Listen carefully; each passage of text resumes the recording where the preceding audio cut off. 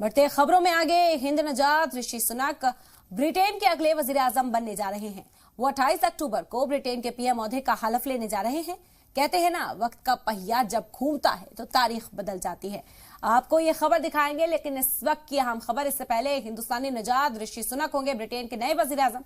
28 अक्टूबर को सुनक लेंगे पीएम ओहदे का हलफ। आपको बता दें कि 29 अक्टूबर को कैबिनेट का ऐलान किया जाएगा। पीएम मोदी ने ऋषि सुनक को मुबारकबाद दी। जब से ये ऐलान किया गया कि ऋषि सुनक ब्रिटेन के अगले पीएम होंगे, मुबारकबाद का सिलसिला शुरू हो गया और ये तांता लगा हुआ है। पीएम मोदी ने भी ऋषि सुनक को मुबारकबाद दी और जो दिवाली का जश्न था उसमें और चार चांद लग गए जब ऋषि सुनक के नाम का ऐलान किया, क्योंकि हिंदुस्तानी मूल का कोई शख्स ब्रिटेन का पीएम बनेगा।